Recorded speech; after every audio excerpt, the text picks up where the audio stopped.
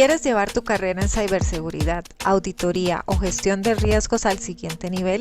Con ISACA obtendrás acceso a información valiosa de expertos en la industria a través de documentos técnicos, libros, seminarios, web y más.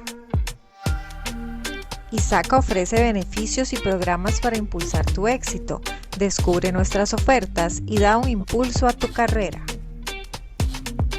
Pero eso no es todo. En ISACA te conectamos con una sólida red profesional.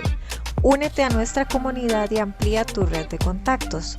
ISACA te ofrece conocimiento, ofertas especiales y una red de contactos profesional.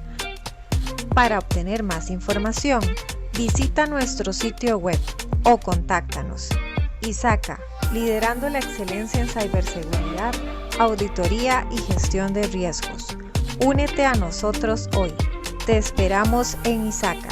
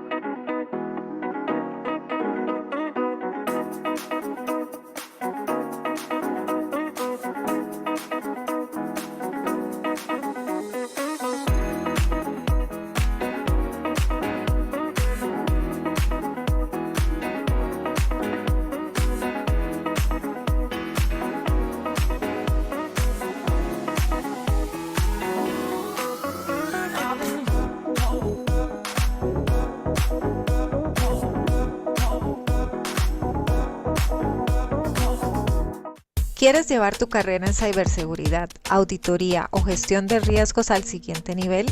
Con ISACA obtendrás acceso a información valiosa de expertos en la industria a través de documentos técnicos, libros, seminarios, web y más. ISACA ofrece beneficios y programas para impulsar tu éxito. Descubre nuestras ofertas y da un impulso a tu carrera. Pero eso no es todo. En ISACA te conectamos con una sólida red profesional. Únete a nuestra comunidad y amplía tu red de contactos. ISACA te ofrece conocimiento, ofertas especiales y una red de contactos profesional. Para obtener más información, visita nuestro sitio web o contáctanos. ISACA, liderando la excelencia en ciberseguridad, auditoría y gestión de riesgos. Únete a nosotros hoy. Te esperamos en ISACA.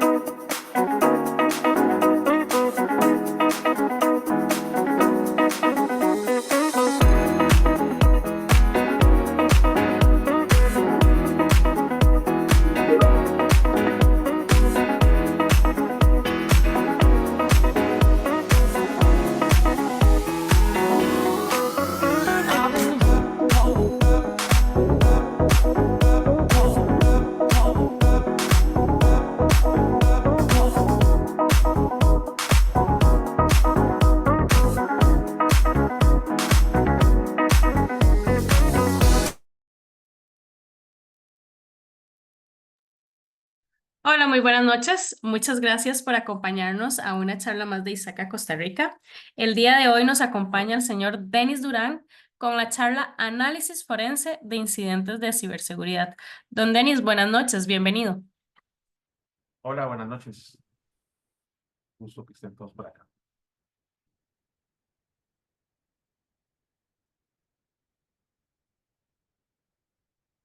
Estoy compartiendo la pantalla.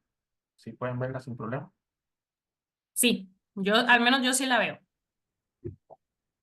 No hay problema. Ahí nos comunican por el chat. Bueno, hoy les vengo a hablar sobre este tema. Es un tema muy técnico, pero que es muy relevante en los últimos años. Eh, no tanto, por supuesto, con cómo abordar los incidentes, sino cuando ya tenemos un incidente y queremos saber tres preguntas principales, responder tres preguntas principales. ¿Qué pasó? ¿Cómo pasó? Y principalmente cuándo, que queremos llegar a la causa raíz de qué es lo que está o qué fue lo que sucedió. Para ello, entonces, tengo esta agenda donde vamos a estar abordando el plan de respuesta a incidentes y ya a partir de ahí el análisis forense. Vamos a ver un poco la metodología, la integridad de los datos, que tiene que ver con el valor hash, identificar la causa raíz de ese incidente, un informe final y qué herramientas podemos estar nosotros utilizando para poder realizar esa evaluación. Don Denis, Sí, disculpe que lo interrumpa. Se le escucha un poquito bajito, entonces no sé si podemos hablar un poquito más fuerte o no sé si es un tema de el audio que ¿me se escucha escucha un mejor? poquito. A ver, hábleme ¿Ahora? de nuevo. Ahora sí. Ok, perfecto. Bueno, les comentaba, bueno, esta es la agenda, entonces vamos a tratar de abordar todos estos temas. El plan de respuesta a incidentes muy por encima, lo incluí porque el análisis forense forma parte de un plan de respuesta a incidentes. Y dentro del análisis forense, desde la metodología hasta el informe final. Si queremos tener un criterio de qué es en las técnicas forenses o un análisis forense, podemos irnos a el documento de NIST, el 800-86, que es la guía para integrar las técnicas forenses en la respuesta a incidentes, que nos define qué es que el análisis forense o la ciencia forense digital es la aplicación de la ciencia para identificar, recopilar, examinar y analizar datos. Mientras hacemos eso, se preserva la integridad de la información, que esto es sumamente importante, y se mantiene lo que se conoce una cadena de custodia de datos, que esto es que alguien sea siempre responsable por esos datos. Vamos a abordar ahora un poquito más adelante. En los procesos de respuesta a incidentes, podemos tener diferentes enfoques con 5 pasos o 5 etapas, 4, 7, no importa, pero siempre va a haber una parte que es la de investigar qué sucedió. Si vemos este que está a la izquierda, aquí nos habla que tenemos que, un proceso de respuesta a incidentes, planearlo, prepararnos, en caso de que ya tengamos un incidente y ya, por supuesto, sobrepasaron nuestras defensas tecnológicas, tenemos que contenerlo para que no se extienda más en la organización, erradicarlo, recuperarnos de ese incidente a un estado pre-incidente, pero también tenemos que investigarlo para que no nos vuelva a suceder. Y ahí es donde entra el análisis forense, en esa investigación, que también se le conoce como tener lecciones aprendidas, que es para que ver en qué fallamos o qué hicimos bien y cerrar el incidente. O en este otro que tenemos aquí a la derecha, que es un enfoque similar, igual nos preparamos, vemos que entra como un ciclo donde vamos a hacer la detección y el análisis del incidente. En ese momento, el análisis, ahí entra la parte forense, y en ese un forense, podemos decir casi en vivo, en conjunto con el incidente, y en ese momento vamos conteniendo y erradicando a la vez, porque puede ser que van saliendo nuevos incidentes en el proceso en el que estamos evaluando el incidente principal. Y posteriormente ya se cierra y se hace una actividad post-incidente donde entra otra vez las lecciones aprendidas. Entonces, aquí es donde vemos la parte forense, siempre relacionada con el proceso de respuesta a incidentes. Si nos vamos como tal, y ahora sí, al análisis forense, lo podemos dividir en 5 etapas, donde vamos a primero identificar. ¿Qué es identificar? Vamos a tratar de obtener la evidencia que nos va o que vamos a analizar para llegar a la causa raíz. Normalmente la evidencia es de los equipos que han sido infectados, los equipos que estuvieron participando en ese incidente, y obtener imágenes de su disco de almacenamiento, de su disco duro, o imágenes de sus, si hay unidades portables, USBs, y principalmente de la memoria RAM. Es muy importante tomar imágenes de la memoria RAM, que ahora lo vamos a ver un poquito más adelante. Luego que ya tenemos, identificamos esa evidencia, vamos a tener que preservarla. Como dice acá, tenemos que aislarla, o sea, cuando tomamos la imagen, la llevamos por otro lugar, la aseguramos para que no haya modificación, ya sea intencional o no intencional. Esto porque tenemos que garantizar la integridad de la evidencia. No importa el tiempo que pase, pueden pasar días, meses o hasta años, tiene que mantenerse la integridad de esa evidencia, porque si se pierde esa integridad, ahí podríamos decir que no podemos saber si alguien alteró esa evidencia de forma intencional o no, pero puede ser que en esa pérdida de integridad se perdieran datos que eran relevantes para nuestra investigación, datos que podían inculpar o exculpar a una organización, a alguien, sabemos. Por eso es que se tiene que mantener la integridad de la evidencia.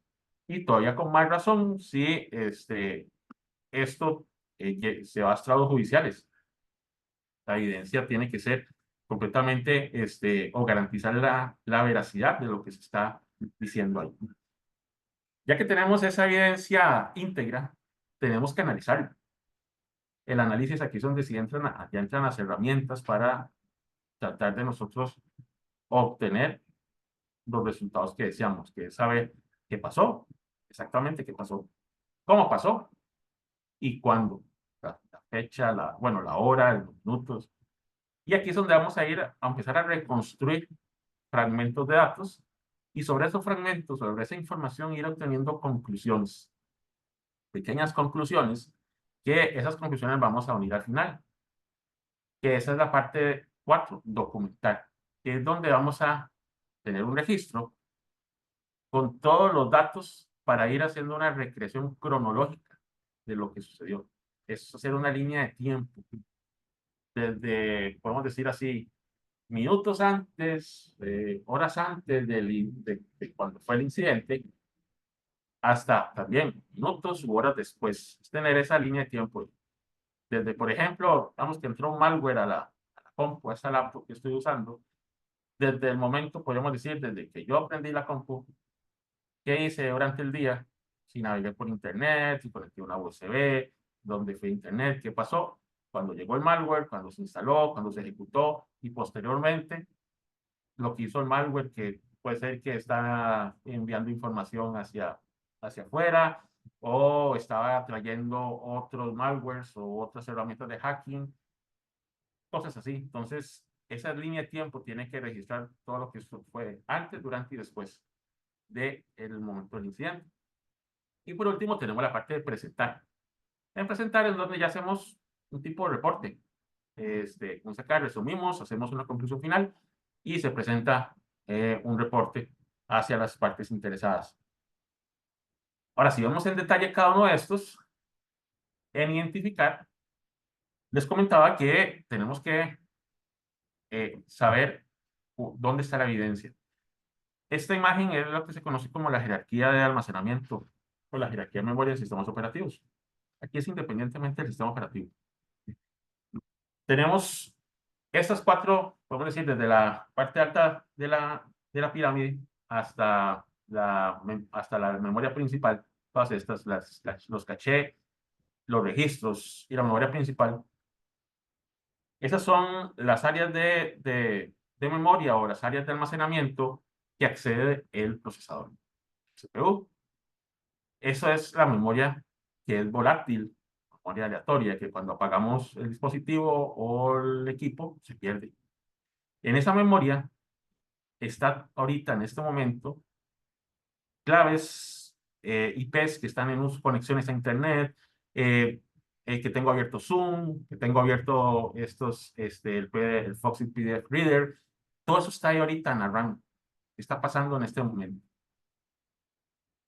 Entonces, cuando hay un incidente, en ese momento en la memoria RAM del equipo está también el malware o están haciéndose algún tipo de ejecución en los procesos que no son autorizados y podemos detectarlos si analizamos la memoria RAM. Por eso es importante, por eso se recomienda que en un caso de un incidente durante la fase de mitigación o de contención, perdón, de contención, no apagar los dispositivos, no apagar los equipos.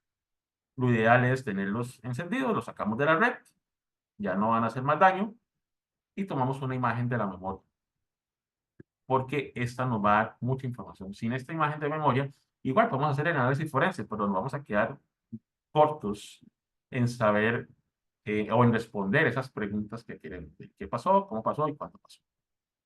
Entonces, lo que son los registros, los cachés y la memoria RAM es esa parte que queremos o esa información que tenemos que siempre tomar en el caso de un incidente. Luego viene, por supuesto, el almacenamiento estático, que es la parte del almacenamiento secundario, donde ya entra el disco duro, entran o discos USB portables, todos esos almacenamientos que están ahí. Y también, por supuesto, ahí tomamos una imagen, pero no era lo que estaba sucediendo en tiempo real. Puede ser que el archivo, uno de los archivos que está relacionados con el incidente se modificó hace 10 minutos, otro hace una hora. Esa es la desventaja. En cambio, con el RAM, sabemos que está en ese momento sucediendo. Entonces, por eso la importancia de tomar imágenes de la memoria RAM, imágenes del disco duro.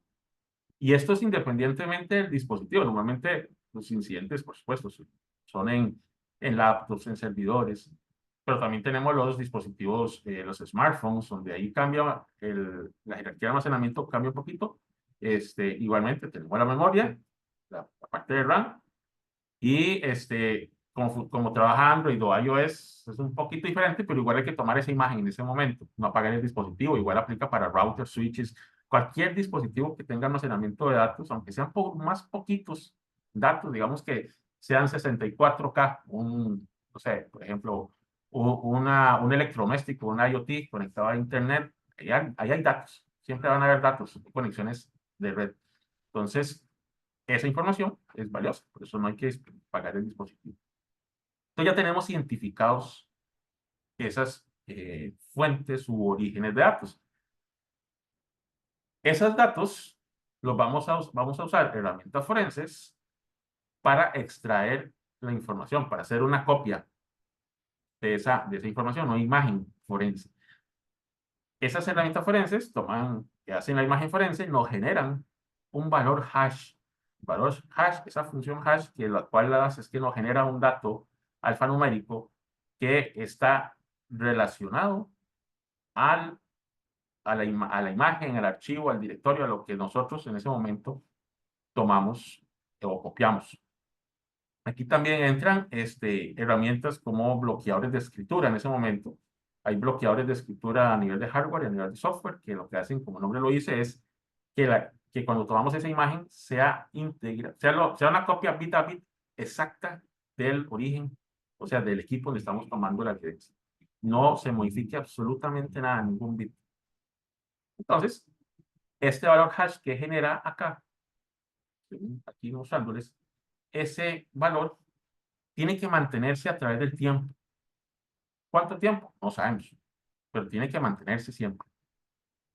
Entonces, si cuando vamos a analizar, ya vamos a hacer el análisis de la información, lo primero que tenemos que hacer es calcular el valor hash. Porque si es diferente el cálculo de que el original, nada hacemos con analizar esa información porque algo pasó en el camino. Alguien lo modificó o algo lo modificó, no podemos saberlo, pero ya se puede haber perdido. Puede ser una modificación pequeña, puede ser algo que es insignificante, pero no lo sabemos. O sea, como puede haber sido que en verdad se modificó y quitaron rastros que eran indispensables para esa investigación que estamos realizando. Ahí es donde entra un término que es la cadena de custodia. La cadena de custodia, como el nombre lo dice, es que hay que mantener la custodia de esta evidencia siempre.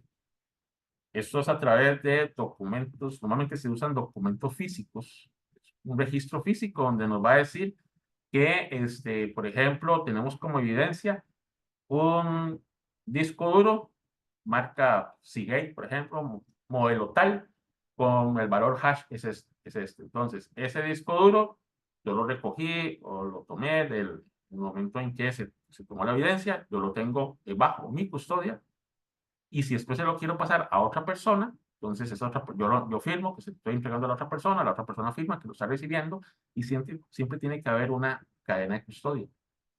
Si esa cadena de custodia se pierde o se ve en el documento que quién recibió este documento o quién recibió esta evidencia en algún momento dado y no hay nadie firmando, ahí también puede afectar la integridad de la evidencia.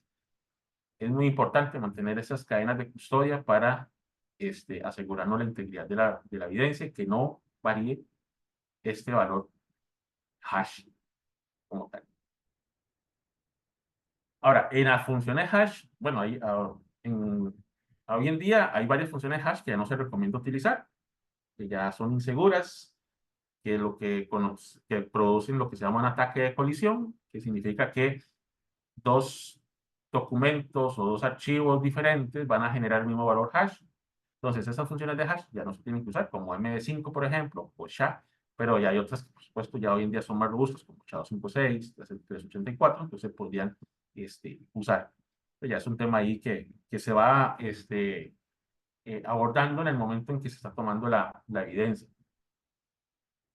Entonces, ya que tenemos esa evidencia, ok, viene la parte del análisis. Antes de entonces analizar, ¿cómo vemos lo del valor hash? Bueno, por ejemplo, aquí yo tengo unos ejemplos de eso. Esta es una distribución de Linux enfocada en análisis forense. Es como Kali Linux o Parrot es para el testing, Kane es para forense. Exactamente, entonces trae solo herramientas forenses. Y aquí, bueno, aquí hay un ejercicio forense de un incidente con Windows de malware y se tomó evidencia en el momento del incidente. Entonces se generan, por ejemplo, dos archivos, uno del disco, que dice disk, que es de 25 gigas, y otro que significa, de la memoria, que era de 4 gigas. La imagen siempre va a ser del tamaño de la cantidad de RAM física que tenga la máquina. Entonces, si tenemos RAM, en este caso, de 4 gigas, el archivo de 4 gigas, de 16 gigas en la RAM, el archivo de 16 gigas, y la herramienta forense nos va a generar un archivito texto, que es el que nos va a decir el valor hash de esos dos archivos. Entonces, por ejemplo, en este caso, aquí lo calculo, aquí en Linux, entonces me dice que este es el valor hash de este archivo. Y entonces lo que yo tengo que hacer es, antes de iniciar el análisis como tal, es calcularlo. Ahora tenemos esta herramienta, tenemos esto de hacerlo aquí desde terminal, pero podemos hacerlo con herramientas gráficas, o sea, con cualquier herramienta que nos dé el valor hash. Aquí tiene que ser el mismo resultado, no puede haber otro. Entonces, por ejemplo, aquí entonces yo uso un comando Linux que me dice md5zoom, que es para calcular el md5 de esos archivos. Entonces voy a usarlo solo el de memoria, porque esto dura su rato. Por supuesto, son archivos muy grandes.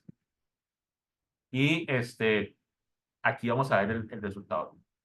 Siempre si hay un cambio, aunque sea de un bit, el cambio en el valor hash va a ser completamente diferente en todo. No es que va a cambiar, digamos, de 85 a 86, no, todo va a cambiar. Entonces, con eso ya nosotros nos damos cuenta que el archivo perdió su integridad, o la evidencia perdió su integridad, entonces no deberíamos continuar. Pues aquí me calculó el valor hash de este archivo de memoria, y es el mismo que el de aquí arriba.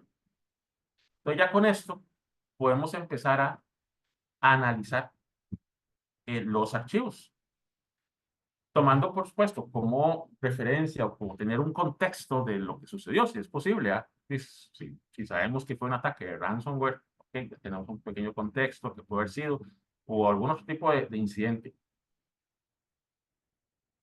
Cuando vamos a hacer análisis, podemos hacer análisis, como les había comentado, en la memoria RAM, que es toda la información que es de solo es aleatoria, es acceso a lectura, no se almacena a largo plazo. Tenemos los dispositivos de almacenamiento, que es almacenamiento a largo plazo, y aquí puede ser cualquier dispositivo portable o no. Y algo muy importante, el tráfico de red. Todos los datos que viajan por dispositivos de red también. Podemos hacer ese análisis forense para tener un mejor alcance de lo que estamos abordando. Por ejemplo, en el caso de un ataque, tenemos un ransomware, podemos analizar una de las computadoras. Ok, perfecto, ya sabemos, ahí tenemos los resultados, pero lo ideal es analizar también, ok, esa compu estaba en una red que tenía pasaba por tales routers y switches. Podemos analizar los logs de esos equipos de red, los logs del firewall, para tener como un panorama mejor de qué fue lo que sucedió. Porque no necesariamente puede ser que la compu que analizamos fue la causa raíz, o el paciente 1, sino que fue a través de otra compu que infectó a esta compu. Entonces, eso es parte de por qué analizar también el tráfico de red y otros equipos. Entonces, en este análisis empezamos con la memoria RAM. Lo ideal es iniciar con la memoria RAM, porque como les comentaba, es donde están los datos en tiempo real. Ya después podemos analizar los dispositivos de almacenamiento que tengamos y, si es posible, podemos hasta ver los registros de red. O se puede llegar a un caso de que también podemos, ya teniendo las evidencias respaldadas, aseguradas, garantizando la integridad, podríamos colocar un sniffer en el dispositivo que consideramos que está infectado para ver qué comunicaciones de red intenta hacer esa Internet. Usamos herramientas que simulen que tenemos conexión a Internet cuando no hay conexión a Internet, y ahí el malware podría estar tratando de salir. Entonces, es parte también de ese análisis que podemos abordar por ahí. Cuando hablamos de la memoria RAM, un ejemplo de esta análisis, podemos hacerlo otra vez. Me vuelvo para acá. Por ejemplo, aquí usamos una herramienta, es la herramienta que más se utiliza en temas forenses para análisis de memoria, que es Volatility. Esta Volatility es una herramienta que está para Windows, está para Linux, analiza memorias de muchas arquitecturas y sistemas operativos. Acá nosotros podemos empezar analizando, que lo ideal es ver qué procesos estaban corriendo en esa máquina en ese momento, en el momento del incidente. Entonces, podemos comenzar a analizar los procesos que estaban en ejecución en el equipo. Porque el problema del análisis forense es que, ¿de dónde iniciamos? ¿Cuál es nuestro punto de partida? O sea, nos pueden dar podemos tener un teléfono, una tablet, una compu, pero ¿por dónde empezamos? Entonces, lo ideal es iniciar por los procesos que estaban en ejecución. Si es que tenemos el análisis de la RAM. Si no tuviéramos la memoria RAM y hay que iniciar desde el disco duro, ahí es ver todos los archivos que fueron creados, modificados o borrados minutos antes o durante el incidente. Ese sería el enfoque que podríamos tener. Pero volviendo al tema de la memoria RAM, entonces tenemos los procesos que están corriendo en el equipo en ese momento. En este caso era un Windows 10. Y podemos ir analizando o ir viendo cada uno de los procesos. Aquí entra en juego un poco ver qué es el sistema operativo en el cual estamos analizando, que este es Windows, cómo es que funciona Windows a nivel de sus procesos de sistema, no de usuario, porque eso lleva a una jerarquía también. Un proceso es padre y otro proceso hijo, y el hijo puede tener sus hijos. Entonces, por eso es que los procesos tienen un identificador de padre, un identificador de hijo, y eso tiene una lógica en las referencias de Microsoft, porque tiene que respetarse, digamos, en un proceso no puede ser, digamos, el SMS siempre va a tener el padre a System. No puede ser que SMS tenga el padre a otro. Entonces, esos detallitos se tienen que ir abordando también en un análisis forense para ir viendo qué cosas raras o extrañas podemos estar ya encontrando desde ahí y a partir de ahí tomar la ruta que nos pueda llevar a responder a esas preguntas. En este caso, en el de este ejemplo que tengo acá, si uno comienza a ver los procesos y comenzáramos, por ejemplo, a buscar en Google qué significa cada proceso, vamos a encontrar que todos los procesos aquí son procesos legítimos. O sea, no hay nombre extraño. Ahora es muy difícil encontrar un nombre así raro en un proceso, porque ya los creadores de malware se han cubierto esa parte un poco, han protegido eso, y usan nombres comunes de Windows, o tratan de cambiarnos un poquito, cambiar una letra por otra, darle vuelta, como por ejemplo esto que dice SVC host, le cambian por SCV host, cosas así. Pero siempre hay algo que es el que nos va a indicar que está sucediendo eh, algo fuera de lo normal, algo anormal. Y es eso que yo les comentaba, el contexto de la situación. Por ejemplo, si el usuario que estamos analizando, o el equipo de usuarios, es un usuario que no es del área de TI, es un usuario, no sé, de recursos humanos, de conta, es una persona que solo usa Office y alguna otra aplicación del negocio, no tiene por qué tener, y sabemos que en la empresa no hay que tener, no están abiertos muchos procesos desde la línea de comandos como CMD, ya sería algo que puede ser extraño. Entonces lo tomamos como para posible análisis a futuro. Si ese usuario, entonces, ese usuario, ¿por qué tiene tantos CMD abiertos? O bueno, o ejecución hace poco porque ya terminaron. Pero si él no usa línea de comando, nada, entonces hay algo extraño que podemos analizar. Eso nos puede llevar a que tengamos un falso positivo, o sea, no era nada extraño, al final de cuentas era tal vez un driver o algo así, pero puede ser que sí nos lleve a algún tipo de pista que nos va a llevar a otra y otra, y ahí encontramos la causa raíz del incidente. En este caso, de este ejercicio, aquí es cuando uno comienza a analizar, nos encontramos, por ejemplo, que hay dos explorer.exe. El explorer.exe, eso les comentaba que tenemos que conocer cómo funciona en este caso el sistema operativo. El explorer.exe es un proceso que se crea por cada usuario que se logueó de forma interactiva en el equipo. O sea, yo puse mi usuario con contraseña en el inicio de Windows, en la pantalla login, y se crea un explorer.exe. Listo, si llega otro usuario, también se crea otro explorer.exe. Digamos que en un servidor pueden haber varios. Pero en un equipo, en una laptop de un solo usuario, solo tiene que existir un explorer.exe. Entonces, en este ejemplo, este es un explorer.exe y aquí hay otro explorer.exe. Uno de esos dos explorer es malicioso, el malware que está ahí, pero no tiene un nombre raro, es un nombre de explorer.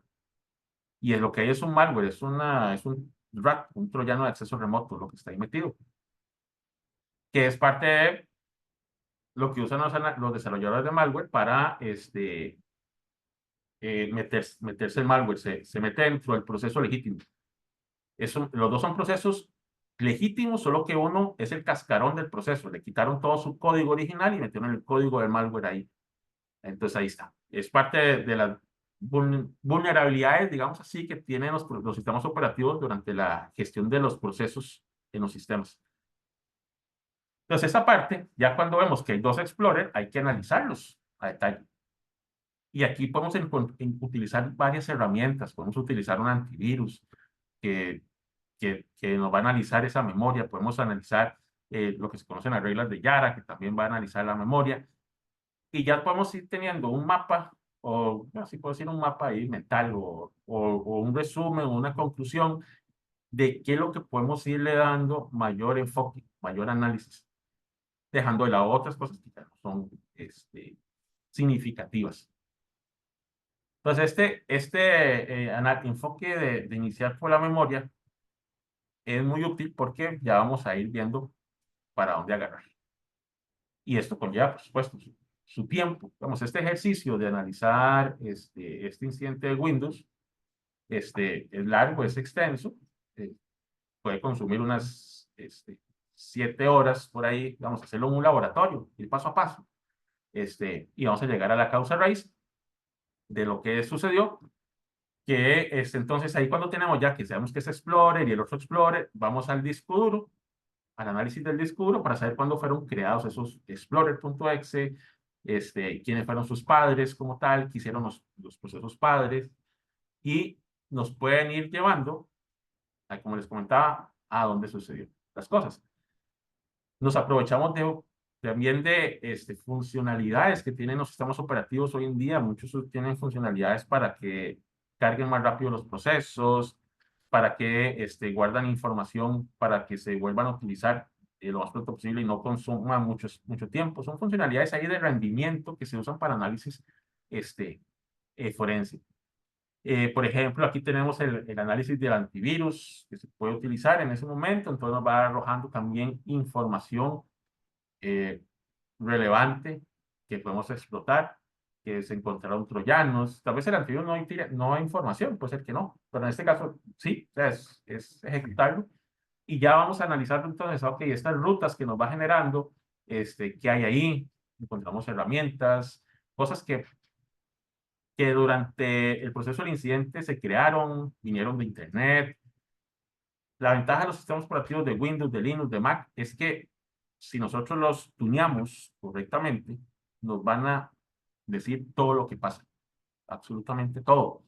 Entonces, por eso parte de la importancia cuando se están protegiendo logs de servidores, caso de un futuro incidente, en la parte de, digamos, si lo vemos en el MIS, en la parte de proteger, es respaldar los logs a una ubicación descentralizada, porque los ciberdelincuentes de hoy en día van a borrar todos estos rastros, entonces nos va a dificultar el análisis forense a nosotros. Volviendo otra vez a esta parte del antivirus, entonces nos va a dar información de troyanos y todo eso, y ya podemos ir con más detalle a buscar eso, ya tenemos mayor información. Igualmente, por ejemplo, otra de las posibles herramientas que podemos usar es Prefetch. Prefetch es una funcionalidad que traen que viene de Windows Vista, si no me equivoco, que nos permite precargar el proceso, los procesos que nosotros usamos normalmente. Windows ya lo sabe, entonces los va a precargar en memoria para que el inicio sea más rápido.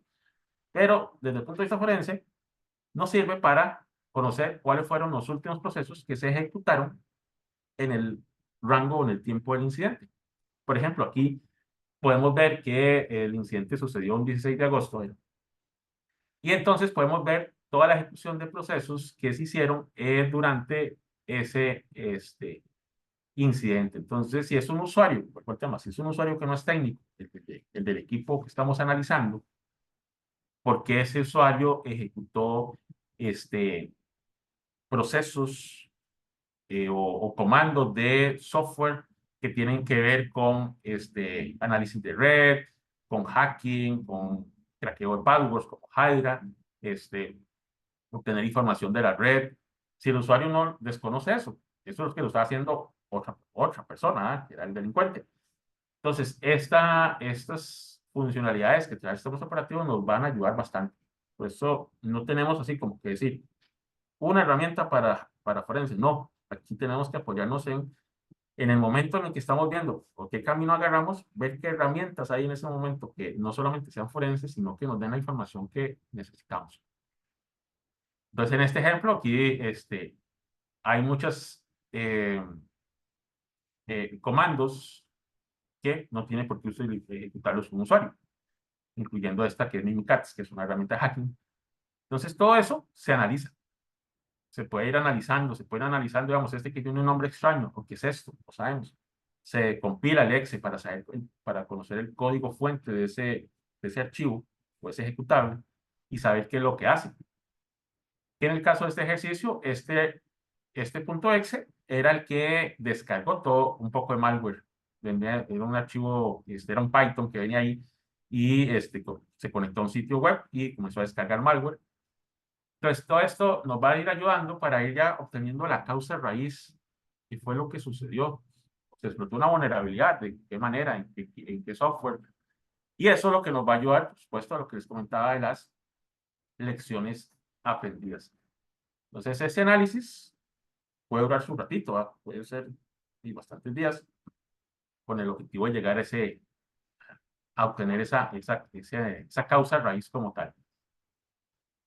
Entonces, ya teniendo lo de la memoria RAM, el disco duro, si tenemos que analizar el tráfico de red, entonces ahí entraríamos con los logs de los equipos de comunicaciones, o poner un sniffer también para que nos pueda complementar a toda la información que ya vamos obteniendo. Y luego viene la parte de documentar, que esto es lo de la línea de tiempo. Digamos, este es un ejemplo ahí que me encontré.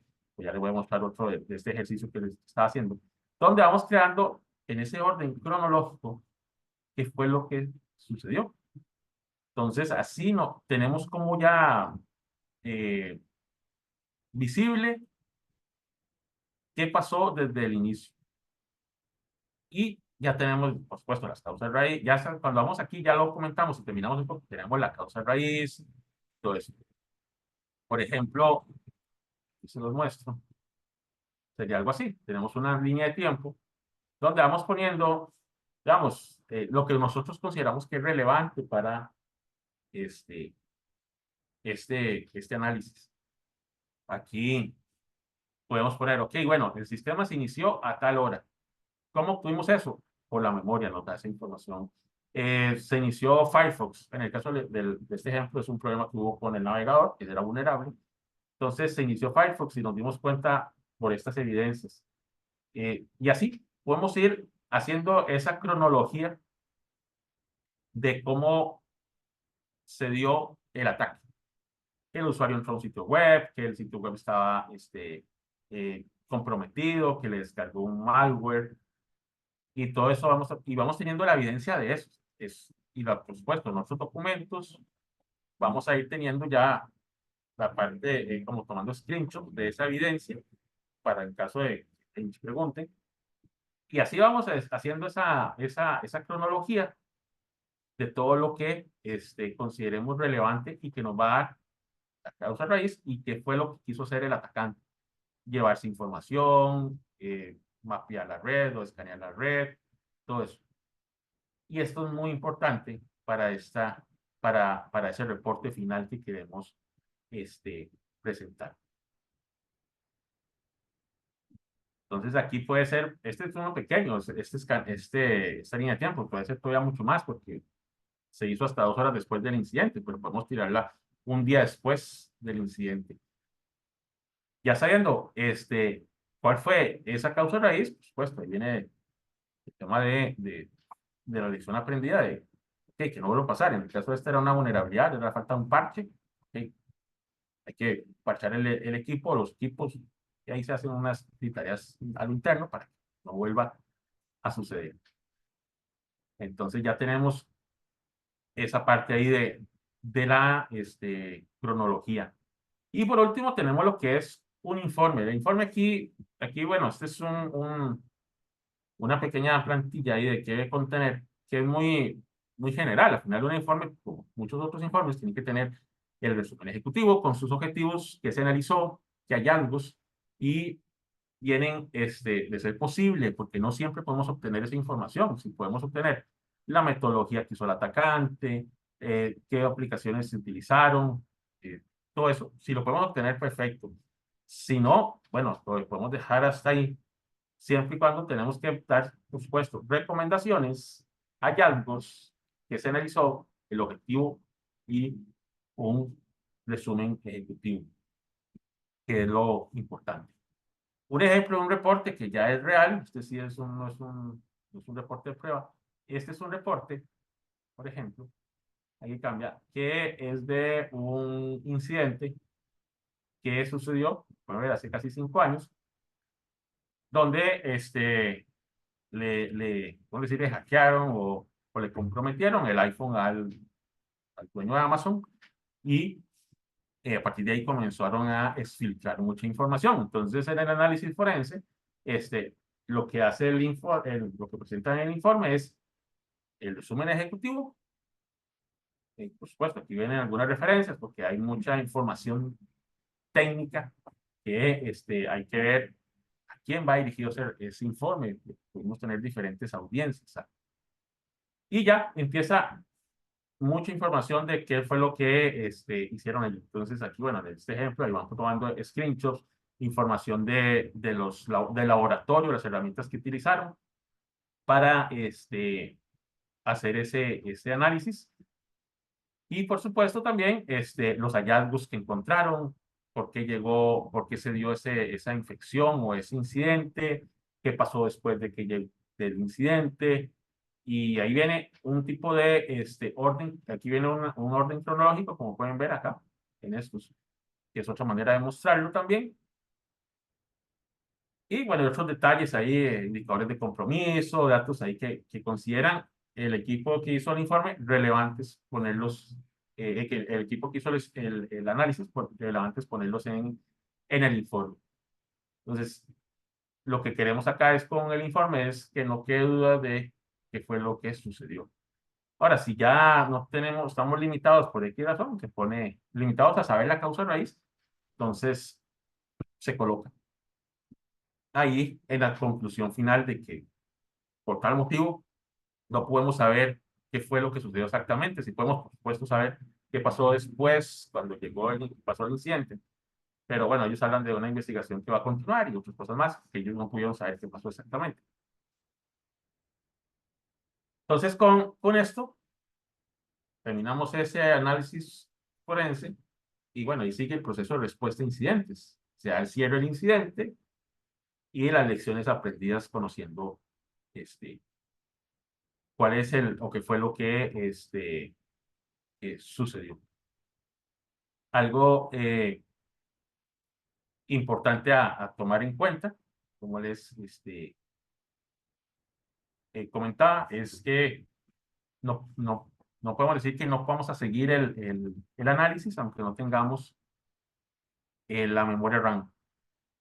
Tenemos que hacer el análisis. Y estos análisis necesitamos hacerlos siempre para que no nos vuelva a suceder un incidente similar. Puede ser algo tan sencillo, vamos, en este caso estamos hablando de un malware, pero puede ser algo que sea más sencillo en el sentido de que puede ser que un usuario abrió un correo electrónico y un correo malicioso. No es que llegó un ransomware, pero se generó una alerta y afectó solo la computadora del usuario y ya, podemos analizar nada más eso de que desde el equipo de correos y listo. Pero puede ser algo más complicado, más complejo, como por supuesto lo que pasó con Hacienda, con la caja, que ya eran decenas de equipos infectados. Entonces, ¿por dónde iniciamos? Bueno, ahí podemos iniciar por alguno de esos equipos y eso nos va a ir llevando a cuál fue el primero de todos ellos. Y por último, tenemos lo que son las herramientas que podemos utilizar. Aquí hay infinidad de herramientas. Podemos usar estaciones de trabajo forense digitales. Podemos tener una laptop dedicada solo para análisis forense. Ya se venden esos equipos. Son equipos que vienen particionados su disco duro para análisis de forense, otro para almacenamiento nada más de los datos. Traen muchos, ¿cómo les puedo decir? Algunos tipos de periféricos o algunos tipos de cables que ya tal vez no se usan mucho, pero en caso de un análisis forense lo necesitamos, digamos, un cable serial, vamos a conseguir un serial o una disquetera, cosas así. Entonces son estaciones de trabajo enfocadas en forense. O podemos también agarrar un equipo y le instalamos Kane Linux y lo usamos para forense. Software también para capturar imágenes en disco, en memoria. Hay software gratuito, software de paga. Software para análisis de malware. Esto porque muchos de los incidentes de hoy en día es malware. Y ahí entonces tenemos que analizar malware.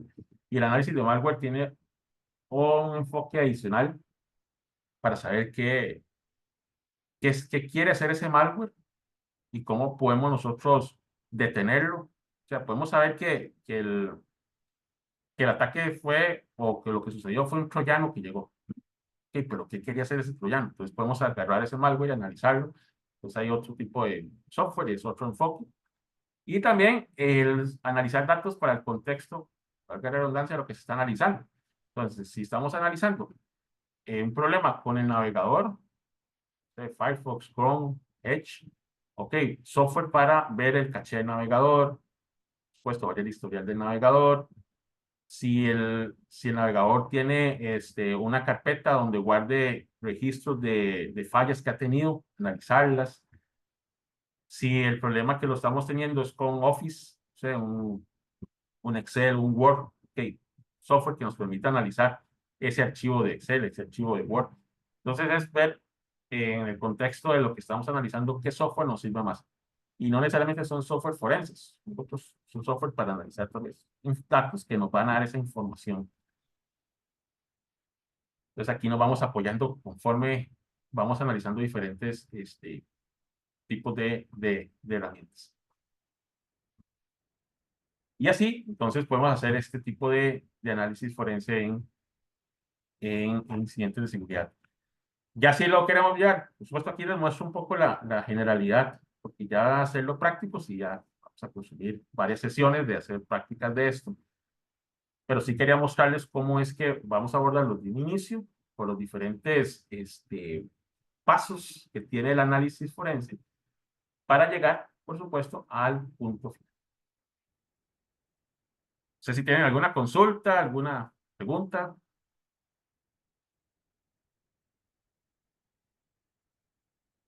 Terminaría la presentación.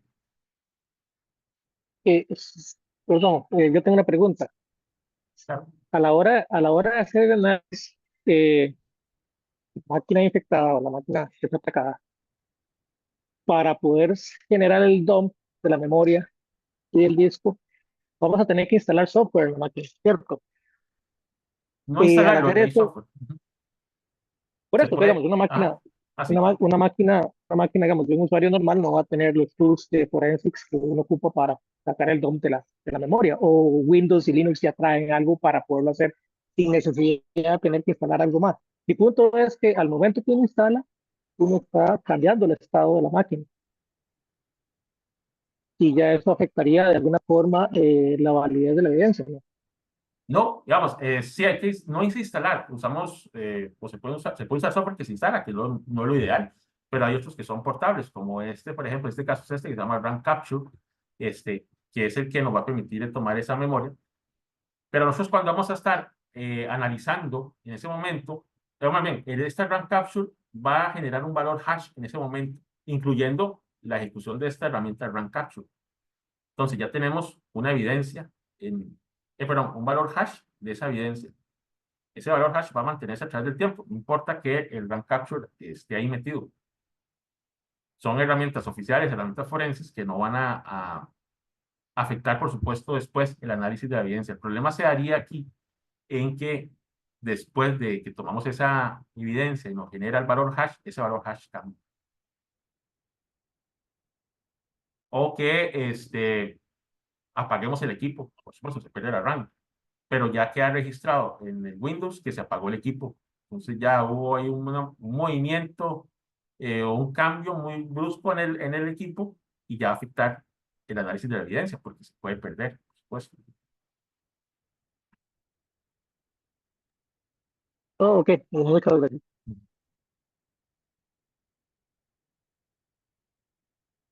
Entonces, si hay más preguntas, igual pueden escribirlo al chat o igual habilitan el micrófono.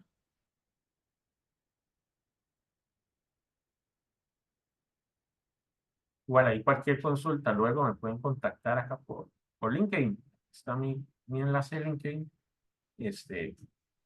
Y ahí cualquier duda que tengan, justo ahí se las Sí, o también nos respondo. envían un correo a capacitación y nosotros se lo hacemos llegar a don Denis. Entonces, si no hay más consultas, no hay dudas, damos por finalizada la charla el día de hoy. Gracias a todos por acompañarnos. Esta charla la estamos grabando, entonces si alguien quiere repasarla, la vamos a subir el día de mañana a nuestro canal de YouTube. A todos, muchísimas gracias por acompañarnos, en especial a don Denis por sacar este ratito. Muchísimas gracias. Que pasen buenas noches. Buenas noches. Buenas noches, gracias.